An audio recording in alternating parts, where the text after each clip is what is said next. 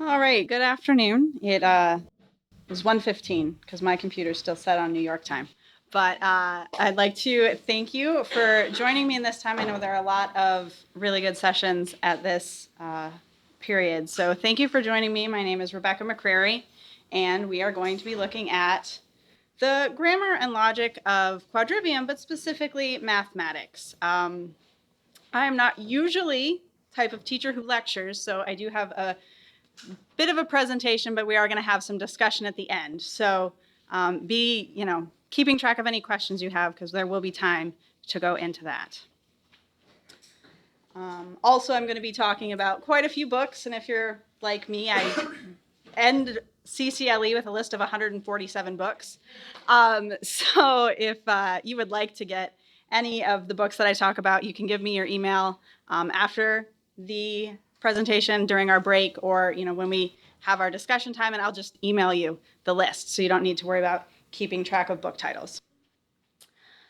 Well, I currently teach upper school mathematics at Wittenberg Academy. I've also spent the last 5 years homeschooling my 10-year-old daughter, and I've previously taught for several years in a traditional non-classical Lutheran school in upstate New York.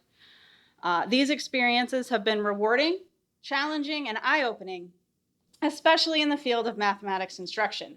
Transitioning to classical math instruction has allowed me to directly compare math pedagogy with that of other subjects. It's often said that math is a language, so let's take a moment and consider what language would look like if we taught it the way we teach math. Well, we have to start with the basics. You can't do anything if you don't know the basics, so we're going to start with letters. Year 1, we'll memorize the alphabet. We'll write it in chalk, sand, shaving cream. We'll write it with our feet on each other's backs. Anything we can do to make sure we know how to form those letters properly. We'll spend days, even weeks, learning to spell words like an, in, on, am, and maybe some advanced classes will get to words like the. What about stories, you ask? There isn't time for that. Students need to understand the facts. Before they'll understand how to use them, stories are saved for later. Years pass, and students spend about 30 to 40 minutes a day working with letters, learning to spell, identifying parts of speech, and diagramming sentences. Every now and then, some words might pop up in other classes, and when they do, we teachers are very quick to point out that this is exactly why we need to learn words, and that words do show up in other classes. In advanced classes, groups can work together to create one original sentence a day. But honestly, how can you expect them to understand stories before they've memorized every single preposition? They're just not there yet. Maybe in high school, once they get to university, if they're still studying language, because, well, not everyone's a language person after all. Language is tough. Not everyone's expected to excel in language. Now, before you break out the tar and feathers, I'm not saying we should teach language this way. My own daughter and I read all sorts of stories, both independently and together. But we are in a culture where math is so isolated that we don't even notice until we consider what other subjects would look like if we taught them the way we teach math. Math education has been whittled to the bare minimum. We're trying to have our students reach the shoulders of giants by climbing a fire escape. Is it any wonder why so many of our students prefer the grand staircases built upon hours spent with C.S. Lewis, Tolkien, Shakespeare, and Dickens? It's almost more of a mystery why any of them stay on the fire escape at all. Don't get me wrong, I'm not saying we abandon mathematical grammar. We need to know our facts. Grammatical knowledge gives our students the nails to hold their buildings together, even if they are just stairs. It does no good to fill our students with aspirations of skyscrapers if they'll just fall down with the first stiff breeze. By all means, keep teaching facts. Do flashcards, add, subtract, multiply numbers when you roll dice, or draw some cards, play fizz, pop, bang whenever you have a free moment, whether you're waiting for everyone to come out of the bathroom so you can head back to class, or if you're waiting for everyone to tie their shoes before you can head out of the door. But that shouldn't be where math instruction ends. I'm sure that many of you do not want to teach or even live in the literature-deprived world that I described, but we need to work to make sure that our world is not math-deprived either. How many of you, including myself, encourage our students to read outside of class? Do you assign science projects or work to create a living museum full of the historical characters they've been learning about? Now, if we don't include a certain day around the middle of March, how often do we encourage our students to do any math outside of the classroom? Now, this is a problem that goes back into history. Francis Bacon was quoted to say, "In mathematics, I can report no deficiencies, except that men do not sufficiently understand the excellent use of pure mathematics." Our society isn't even sure what math is. I have several books where prominent mathematicians debate the nature of mathematics. It's very hard to teach the nature of something if you don't know what it is, and even the experts aren't sure. But it's time to consider how we can provide a bit more context to our math instruction without just piling on more problems or more advanced computation. Teaching math classically involves more than following one particular program. It requires that you, as the teacher, bring the known information of math to the unknown place that your students are currently. You need to intentionally and winsomely captivate your students to thirst for a deep understanding, just like those readers who are so excited to come in and tell you what happened in the latest chapter of their book. Now, I don't have degrees in math. When I was in 4th grade, I could not get through my timed multiplication tables. We had to do 60 problems in a minute, and this was hard for me.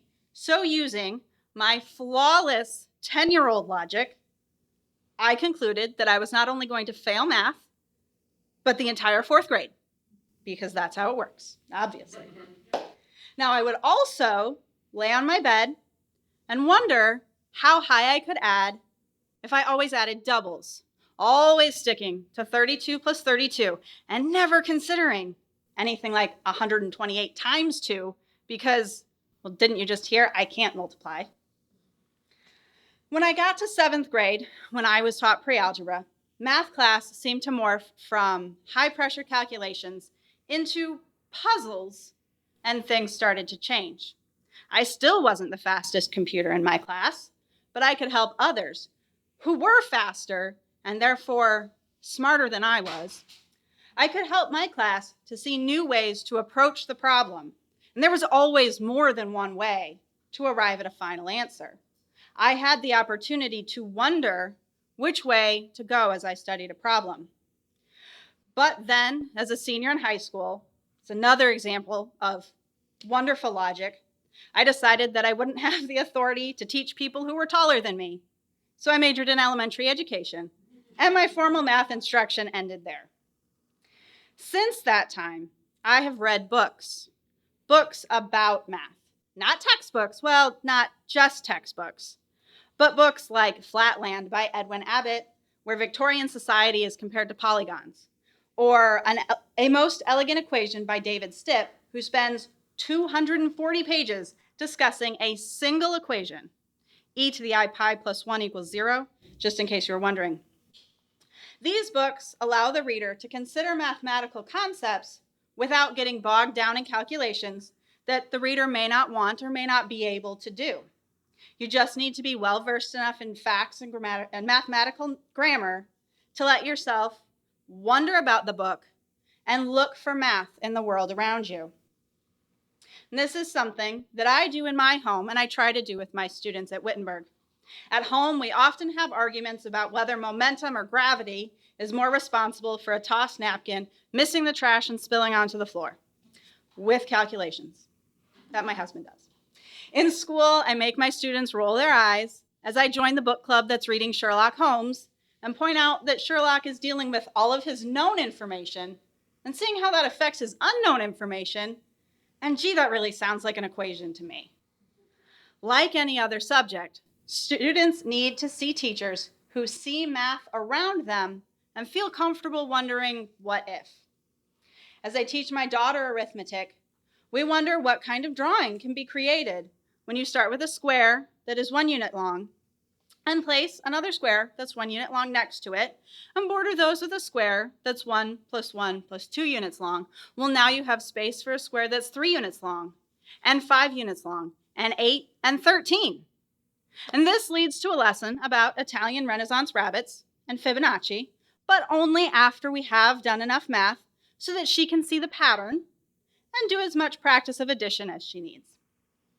This doesn't require anything more basic than addition, but it lets her consider how numbers interact and the patterns that they make.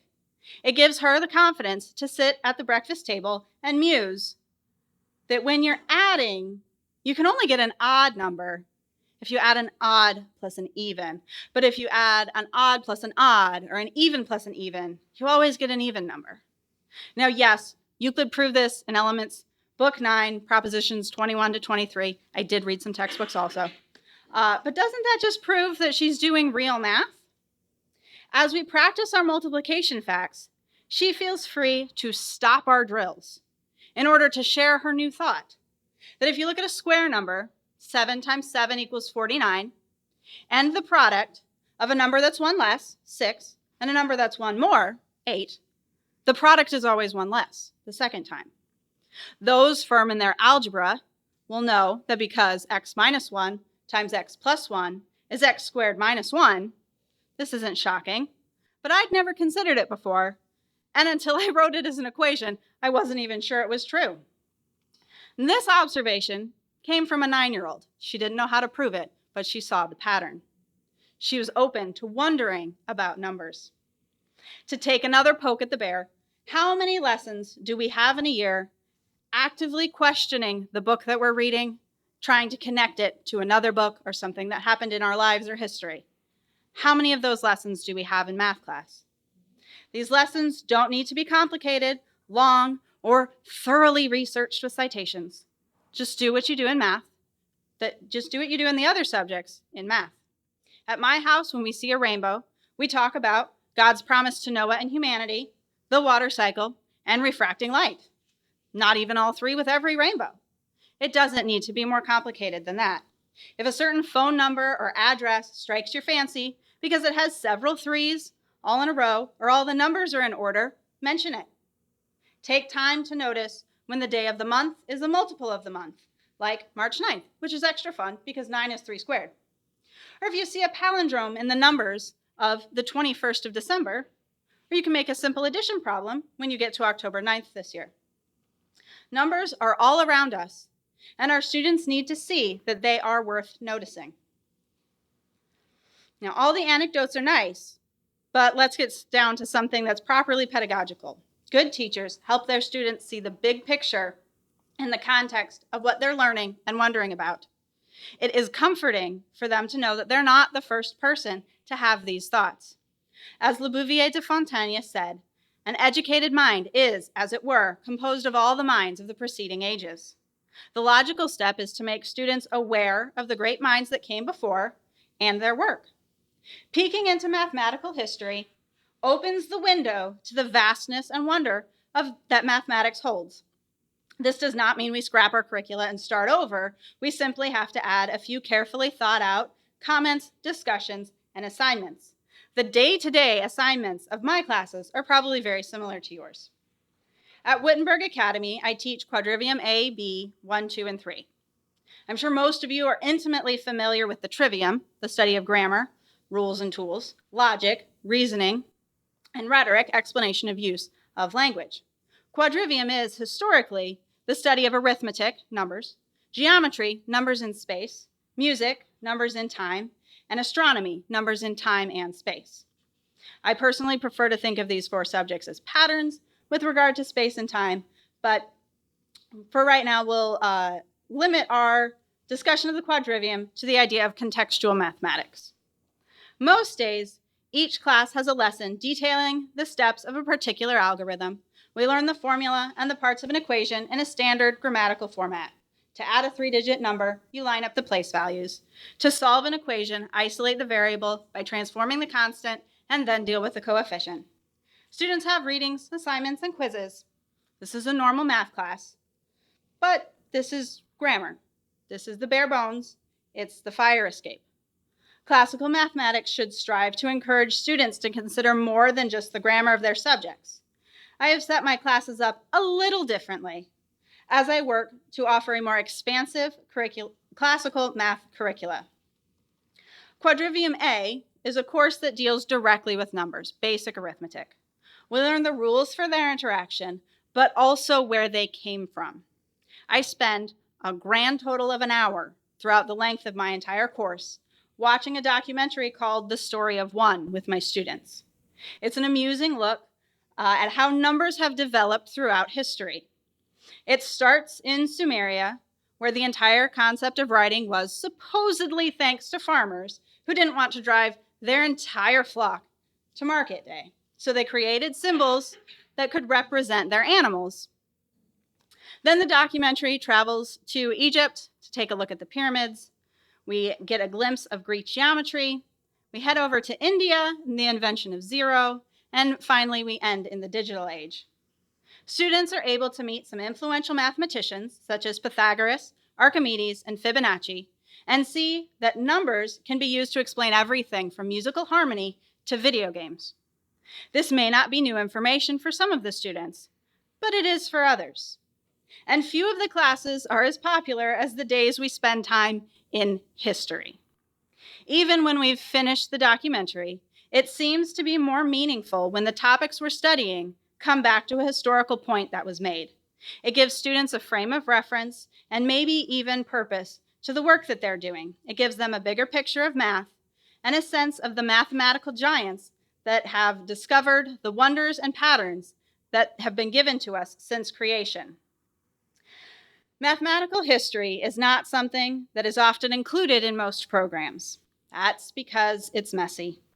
Xenophanes, an ancient Greek philosopher who lived around 500 BC, said, "The gods did not reveal all things to men at the start, but as time goes on, by searching, they discover more and more." This could not be more true. Very often, one mathematician will have an idea. The academic community of the time considers it, they adopt it, or they put it on a shelf. And then years later, sometimes hundreds of years later, another mathematician will finally solve the problem, provide the missing piece, and the concept will fit into everything else. Isaac Newton and Gottfried Leibniz famously feuded about who had priority on their new concept of calculus. Leibniz published first, but Newton said he already had a manuscript. One aspect that was regarded as particularly genius was integration. This was the idea that in order to find the area under a curve, you can divide that space into smaller and smaller rectangles. Well, we know how to find the area of rectangles. And if you keep dividing those rectangles smaller and smaller, as in infinitely smaller, you have more of them as in infinitely many, you can kind of ignore the area that's not correctly covered by these rectangles. Very basic understanding for all you calculus teachers out there, sorry. This was a revolutionary idea, and basically all of physics is owed to it. But Archimedes did something rather similar when he computed the value of pi over 1,500 years beforehand. He compared the areas of an inscribed polygon to that of a circumscribed polygon, and as the numbers of sides increased infinitely, the difference between the two numbers began to converge somewhere just around 3. And even something as simple as the plus and minus sign, which are some of the first things that our students learn, were not standardized into notation until the 18th century. And that's pretty late if you're trying to teach math chronologically. So instead of getting bogged down in the complicated and fragmented timeline of mathematical history, most programs choose to skip the topic entirely. However, allowing students to see the atmosphere in which these ideas took hold gives these abstract concepts more connection to those who discovered them and those who use them. It doesn't need to extend to additional classes or texts, but bringing in a story from history gives some context to a topic and helps students see where the day's lesson fits into the bigger picture of mathematics. Also, nothing makes a student appreciate modern mathematical notation like doing a few problems in Egyptian hieroglyphics or trying to decipher Archimedes' sexagesimal fractions. very happy to put those to the side. So in addition to providing our students with the history around what we teach, we also need to give our students a chance to practice these mathematical skills and thinking. Again, learning English is not just about reading, but writing as well. One way to accomplish this is to present students with problems and projects that require math to be solved. In Quadrivium B, where students grapple with existing formulas to prepare for their own equations, kind of like a pre-algebra class, my students tackle a few mathematically leaning problems that I have certainly needed to solve as an adult. The first can take many forms, but after we spend some time with perimeter and area, students must furnish an apartment. I provide them with a floor plan and direct them to a furniture website, and they have to pick out various pieces and mathematically prove that they will fit in the space. I'm sure many of us have been there when our item fits along one dimension. There isn't really space to walk in between them because they just take up too much area. Another version of this is to have students design their own home and then calculate the cost of flooring, trim, or paint. The second problem my students take on is planning a road trip. Students start at their home and plan a path to Yellowstone National Park. The catch is they can only drive 8 hours a day and they have to stay in an actual town. It doesn't work to drive 8 hours and then camp on the side of the road. You have to plan ahead. This seems daunting for them, and it is. I don't like doing it when my family goes on road trips either. But after they've spent some time studying the distance equals rate times time formula, it does bring the concept into the real world in a way that story problems don't quite manage. And imagine the ownership and excitement that students have when it comes to planning their next family vacation. So now your students have spent years learning their math facts, noticing number patterns, wondering what would happen if they did this or that to their numbers. And you've been finding ways to apply numbers.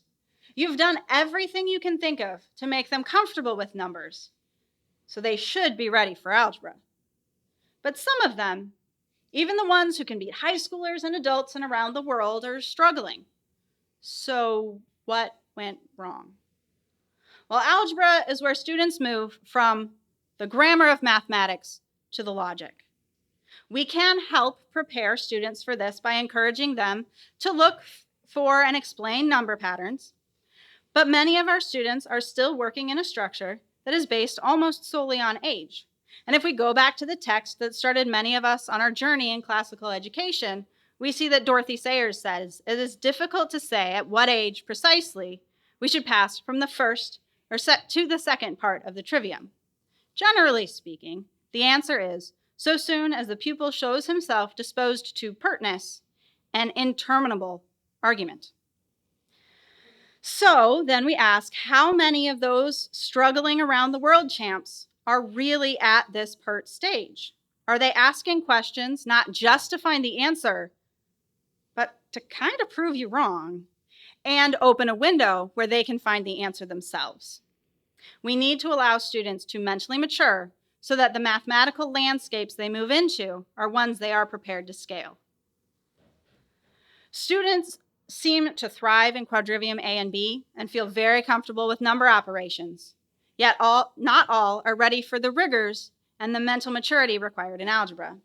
I'm still working to find a good bridge for those students who wish to continue math but are not quite ready for Quadrivium 1. Having these students spend more time with mathematical history and problem solving may be the way to keep them thinking mathematically while we allow them time to grow and mature. But at this point, that is only a hypothesis. Now, algebra has been around for at least 800 years. Fibonacci even included some generally algebraic ideas in Liber-Abaci, though notation came later. This puts modern teachers in the unfortunate position of having curricula that teaches algebra like grammar. And in some cases, that makes sense. The slope-intercept form, y equals mx plus b, you need to teach a grammar lesson so that your students know what the m and the b are. But we also need to work the grammar of advanced math. We need to balance that with the logic. Algebra is where students get their first glimpse of mathematics' secret. Math isn't really about numbers, at least not number facts. It's about patterns in those numbers. It's about making generalizations about the abstract. However, grammar is still important. After all, you can't see a pattern in things you don't understand. As Jordan Ellenberg, a math professor who authored the book How Not to Be Wrong, says, when doing any serious mathematical thinking, you're going to have to multiply 6 times 8 sometimes. And if you have to reach for a calculator every time you'll do that, you'll never achieve the kind of mental flow that actual thinking requires. You can't write a sonnet if you have to look up the spelling of each word as you go. Algebra takes us beyond the exact numbers. Algebra lets us explain the patterns. Remember that pattern we talked about with the square numbers? 7 times 7 versus 6 times 8. Without algebra, we'd be stuck checking every single number we could think of. And even then, we would only be able to say that it worked for the numbers we checked. But there might still be one where it doesn't work, we just haven't found it yet. Algebra lets us remove ourselves from the exact numbers and see if the pattern always holds true. The problem is, there are quite a few patterns in our world, and that means there is a lot of algebra to learn. Or is there? If algebra is about generalizing patterns, don't we just need to work on pattern recognition? Well, not if you want to move beyond algebra in less than 100 years and into trigonometry, statistics, and calculus. There are just certain equations and algorithms you have to know. As Ellenberg again says, some say that classical algorithms should be taken out of the classroom lest they interfere with students' process of discovering the properties of mathematical objects on their own. This seems like a terrible idea to me. These algorithms are useful tools that people worked hard to make, and there is no reason students should have to start from scratch.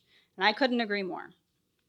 You can help your students see, though, that algebra is more than memorizing the quadratic formula or factoring polynomials, and pattern recognition can help with that. Patterns involve seeing what is the same and different about various sets, whether it's a set of numbers, points, equations, falling bodies, pictures, or even stories. I teach algebra in Quadrivium 1, and my live classes start in a way that may seem odd. I start my students off by having them look for similarities and differences in areas that don't involve numbers. We compare and contrast Aesop's fables, because they're short enough that students can read several of them and find a pattern. We examine spot the difference pictures of historical locations or stained glass windows. We solve thinking problems. We use our pattern finding skills in other areas and in a different context.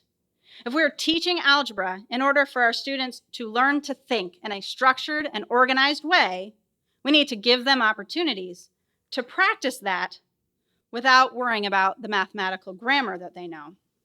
We need to practice the thinking skills and discuss how the mental processes we use in algebra help us, even when there are no numbers. As Paul Lockhart said in A Mathematician's Lament, expose them to situations where deductive reasoning is necessary.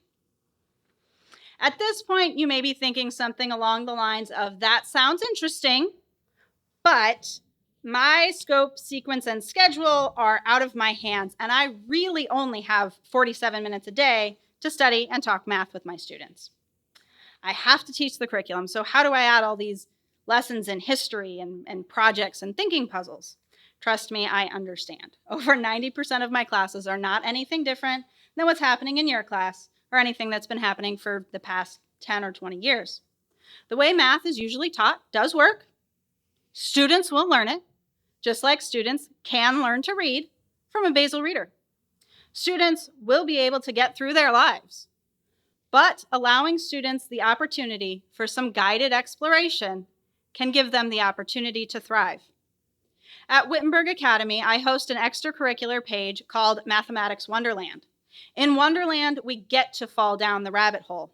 We get to explore ideas we don't have time to cover in our regular classes. It is a place where we discuss mathematical puzzles like those of Martin Gardner, the Königsberg Bridge problem, or logic puzzles.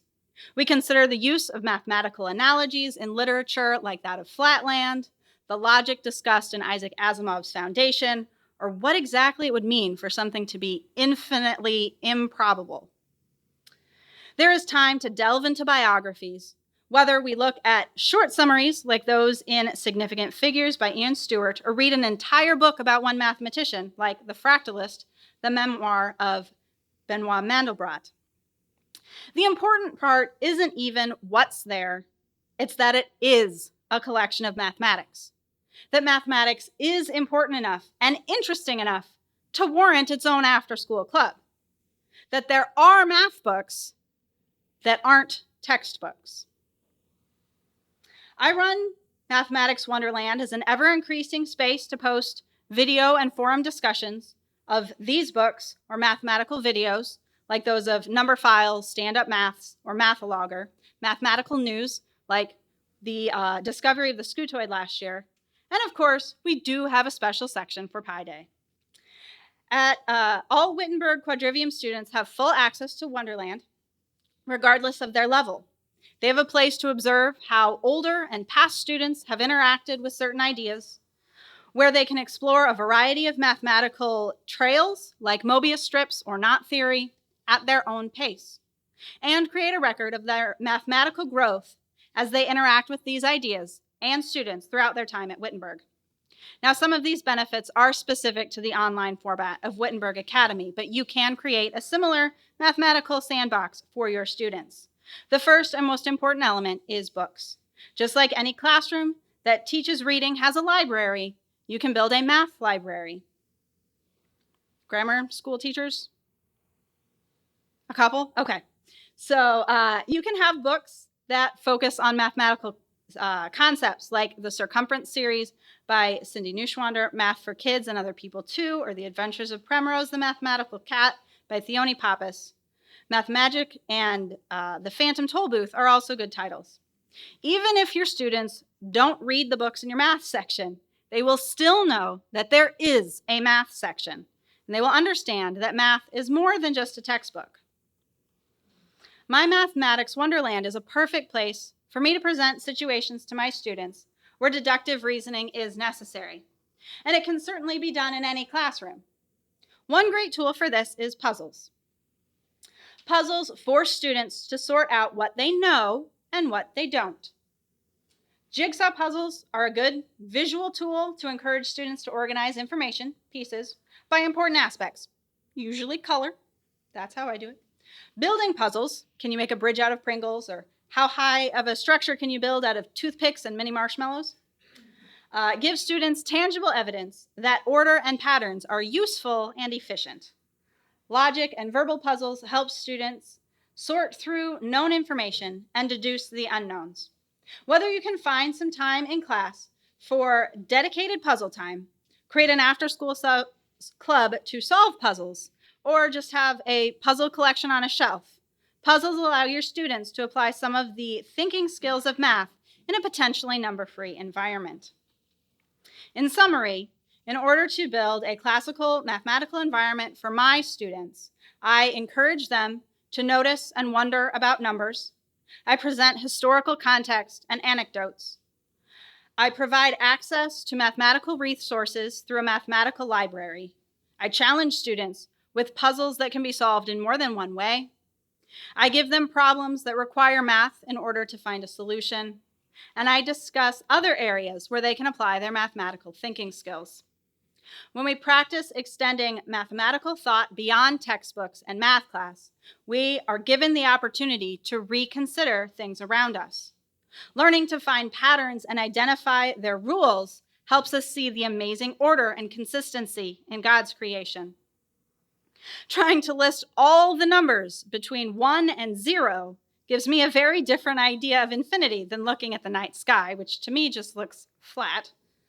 But considering the infinite nature of numbers gives me, at least, a richer understanding of God's boundless nature.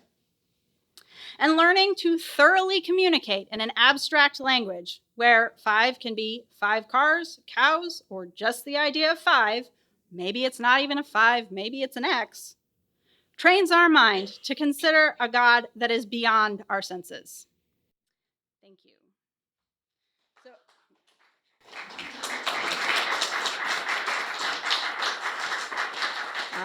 I know personally, whenever I hear a discussion like this, I have all sorts of things happening in my brain. So if there's anything that you would like to discuss, I know Dr. Tallmon has something he would maybe like to add still?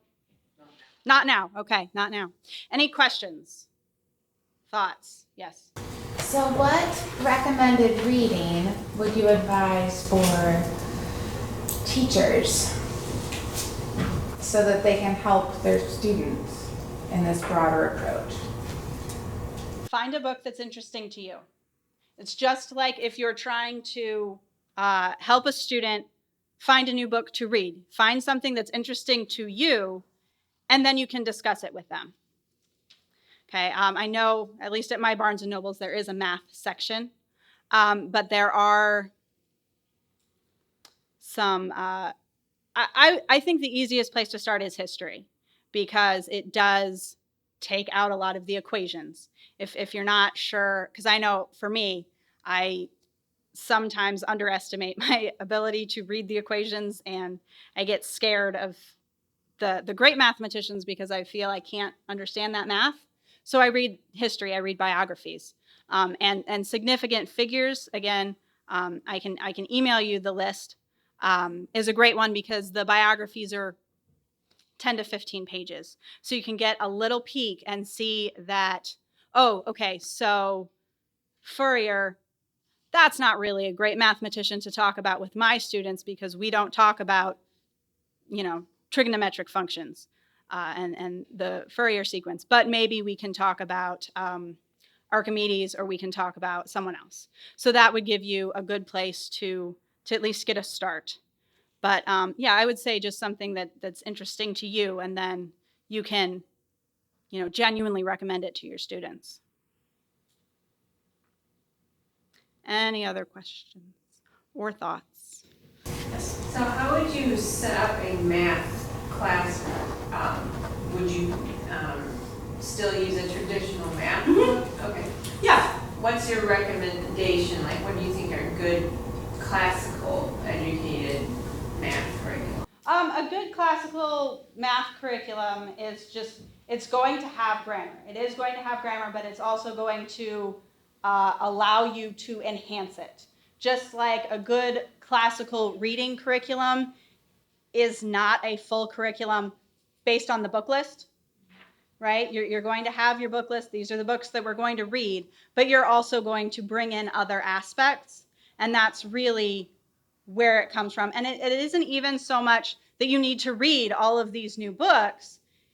If you can just start at one place, it would be the noticing and wondering about numbers, looking for shapes, looking for patterns, and commenting, that is an interesting shape for that wall behind us right there. And I wonder how, the area of the parallelograms compare to each other, or how many different tic-tac-toe boards can there be? If we rotate the tic-tac-toe board, is that a different game? So something like that just is, again, wondering, can we do this? Can we do that? Where can we go from here? And then any solid math curriculum that does go over the grammar and does have a good foundation, because that is absolutely necessary. You can't build a building without nails. You're just going to build on top of that. I think one, I don't know, maybe went to Dr. Peck's, not the plenary session, but the next one, about how, talk about the story of creation, and there were 3 miracles each of the 6 days, and looking at numbers and theology. So, Luther's great Easter hymn, Christ Jesus laid death strong bands, is the 7 stanza. Each of the 7 stanzas has 7 lines. And each of the 7 lines has 7 syllables. Because that's the number of completion. The number of completion, 777. So 666 is the number of Satan, because 6 is not complete. So it's, but you can find all kinds of those patterns in music. Right. And he started looking at those things, and how, you know, like the Lutheran chorale, the hymns have patterns, so they're so easy to sing, and so well designed for congregations to sing, because they have mathematical patterns in them that open them up. I mean, that's an area where I've noticed Sure. math a lot. And you can do, you know, going with that, you can do, it's generally a science experiment where you have the jars and you know, have twice as much or 3 times as much water, and you see how the pitch changes. But you emphasize that, okay, we're, you know, measuring, and so this one has 100 milliliters, this one has 200, this one has 50. How is the pitch different? Maybe get in like a frequency tuner and see if you can then measure the difference of the frequency. And even if you're working with students who don't understand the frequency and how that comes from the pitch, they can see that the numbers are different.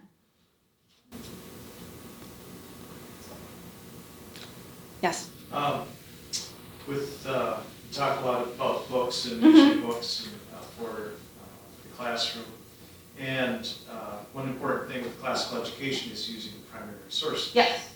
So how would you incorporate the primary sources, the mathematicians' works into the classroom? Well, in my classes, it is different because thankfully at Wittenberg I get to, you know, I don't have the same kind of limitations that other classes would have, but my Quadrivium A class, we do consider some of, you know, Fibonacci's verbiage, which is a little awkward, but I do work the students through it, and we look at a paragraph at a time. And then the purpose of that ends up being, okay, other than the fact that he wrote his answers on the top, he's really not doing anything different than what we're doing, what we've all been taught. So we do look at some sections from Liber Abaci in my Quadrivium A. I use Leonard Euler's Elements of Algebra. In the rhetoric class that we'll talk about tomorrow, I teach geometry from Euclid's Elements. So yeah, again with curriculum, there is a lot of room. You can use primary sources that, in my experience, is going to take more time explaining the verbiage, but the math is the same. Or you can use something that, you know, Saxon or Abeka or anything like that. And there's my entree. Okay. So, being mission-oriented, Rebecca's remained laser focused on the grammar of mathematics. And when we cross over into the dialectic and rhetoric of mathematics, she breaks out Euclid, and then we read Euclid in light of Aristotle's Nicomachean Ethics to bridge rhetoric with geometry and ethics.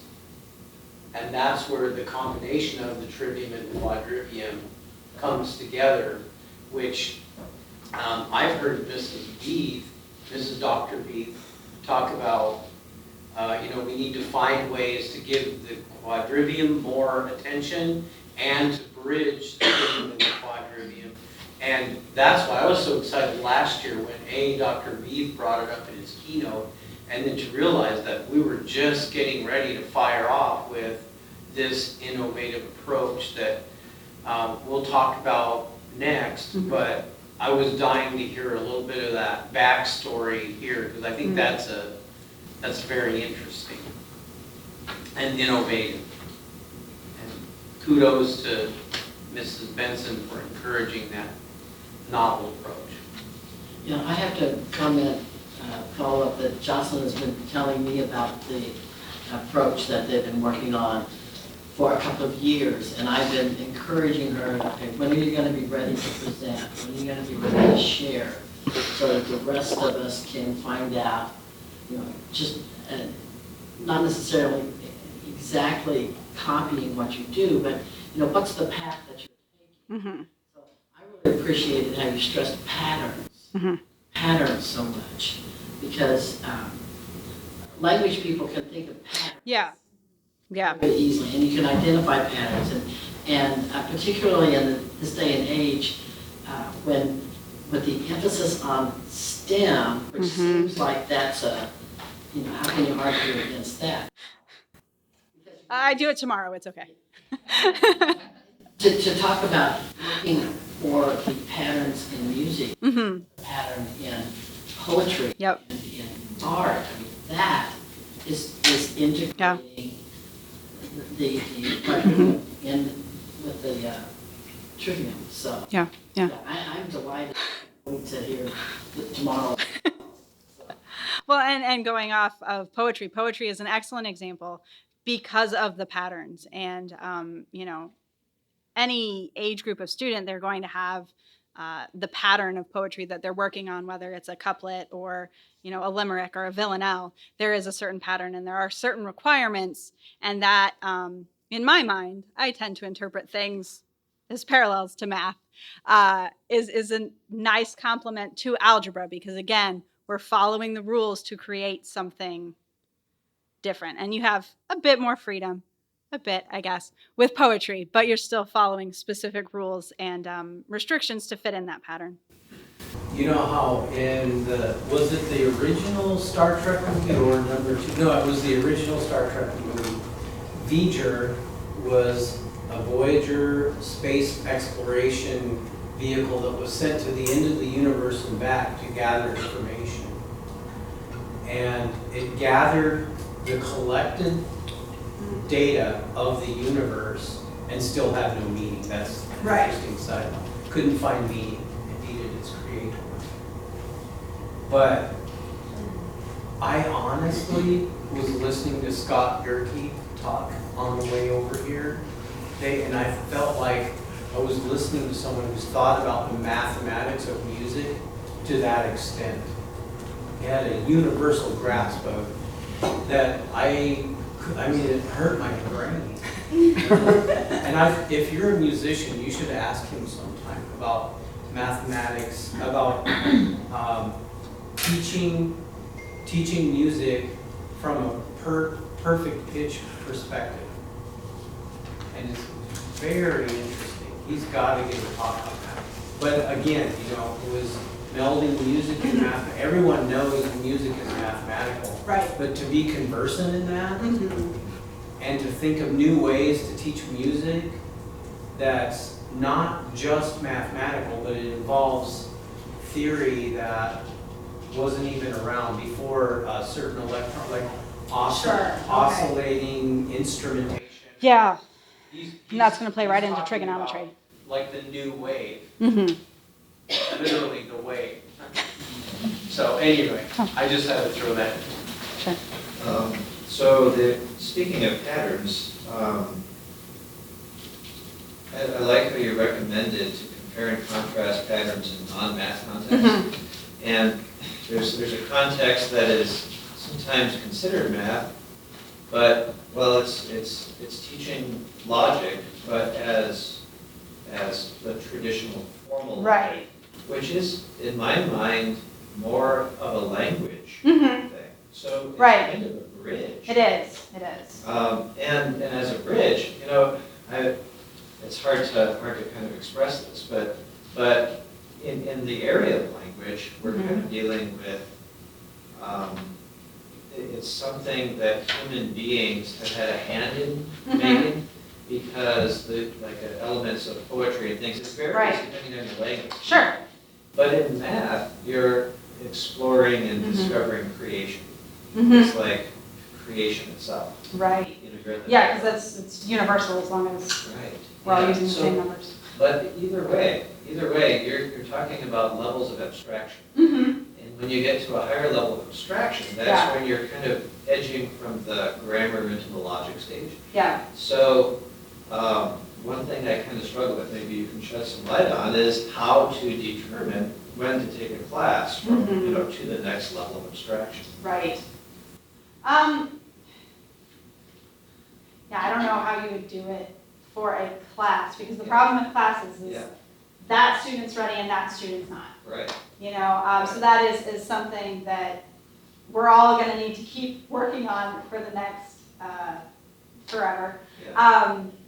But again, we're looking, I think, if we're looking for those connections, and students are explaining those connections between things that they see in math and things that they see other places. I think that's a good sign of the abstract nature coming through. Yeah, Yeah. sorry. Look, well, no, that's a good pattern to look for. Right, Yeah. right. I know the answer. Okay. Jim. 6th grade. No, I I think disagree. you pick a grade where they are becoming pert Mhm. as a rule, but then you just do diagnostics with the children that are excelling. You give them Sure. a more. The children that are struggling, you work with their parents to do extra work to help them grasp things till they catch up. Okay. So there we go. Perfect. Other thoughts, comments, questions? Okay. Dr. Tallmon will be helping me tomorrow as we discuss the rhetoric and also a bit more of the logic. So thank you for coming. If you would like any additional information, I'll take your email, but otherwise you can have a few extra minutes. So thank you for coming.